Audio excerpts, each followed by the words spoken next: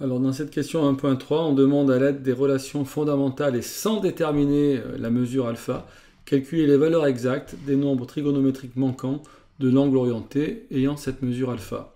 Sachant que le sinus de alpha, donc le sinus de cet angle, est égal à 2/5 et que cet angle se situe dans le deuxième cadran. Or, les relations fondamentales, c'est par exemple cosinus carré alpha plus sinus carré alpha égale 1. Cette relation est tout le temps vraie. Connaissant sinus alpha, eh bien, on va obtenir une équation ici où l'inconnu est cos alpha au carré que l'on va résoudre en enlevant donc 4/5 de chaque côté, 4/25, donc 2/5 au carré, ben, c'est 4/25 que je soustrais à chaque membre de l'équation. J'isole ici cos carré alpha qui est égal à 1 moins 4 sur 25. Différence de deux fractions, eh bien, je mets au même dénominateur 25. Donc 25, 1 c'est 25 sur 25, moins 4 ça fait 21, au dénominateur j'ai 25, je trouve 21 25e.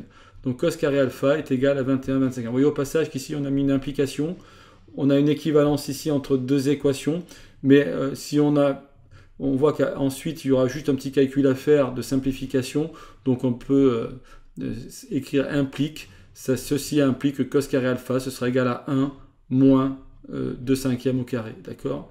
J'enlève 2/5 au carré de chaque côté, j'obtiens que cos carré alpha est égal à ceci. Et plutôt que de réécrire encore une équation en réécrivant cos carré alpha, eh bien on peut mettre une implication et écrire directement le résultat ici. Alors cos carré alpha est égal à 21 25e, eh bien ça nous donne que cos alpha est égal à plus ou moins la racine carrée de ce nombre.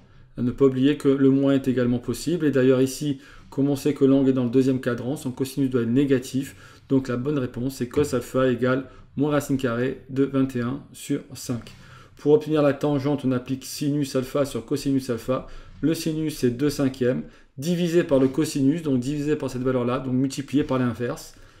Les 5 se simplifient, on obtient moins 2 sur racine carrée de 21.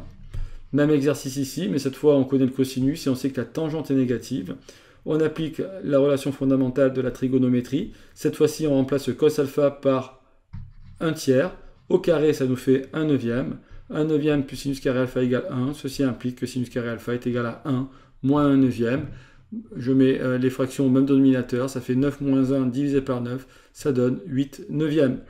Donc le carré est égal à 8/9. Quand on passe à sinus alpha, eh bien, il faut bien se rappeler qu'on a deux possibilités pour deux solutions possibles.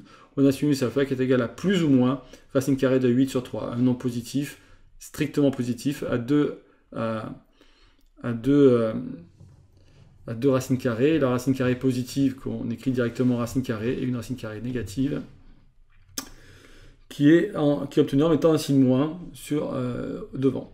Donc plus ou moins racine carrée de 8 sur 3, et 8 c'est 4 fois 2, donc ça fait 2, racine carrée de 4 fois racine de 2, donc 2 fois racine de 2. Et on garde le nombre négatif, pourquoi? Parce que le cosinus est positif, le sinus, on veut que la tangente soit négative, donc forcément le sinus doit être négatif, puisque lorsqu'on va faire le quotient sinus divisé par cosinus, on doit obtenir un nombre négatif, le cosinus est positif, donc le numérateur doit être négatif, d'où le sinus alpha qui est égal à moins 2 racine de 3 sur 3, et la tangente sinus sur cosinus, donc donc le sinus c'est moins racine de 8 sur 3, donc moins 2 racine de 2 sur 3, fois l'inverse du cosinus, donc 3 divisé par 1, donc fois 3, et on obtient, les 3 se simplifient, on obtient moins 2 racine de 2, bon, racine de 8 qui est égal à moins 2 racine de 2. Voilà, ainsi se termine cet exercice 1.3. Donc bien se rappeler des relations fondamentales de trigonométrie. Celle-ci, cos carré alpha plus sinus carré alpha est toujours égal à 1. C'est Pythagore en réalité, on a vu ça dans des vidéos précédentes. Et aussi que bien, la tangente, c'est l'opposé sur adjacent, donc c'est le sinus sur le cosinus. Je vous remercie de votre attention.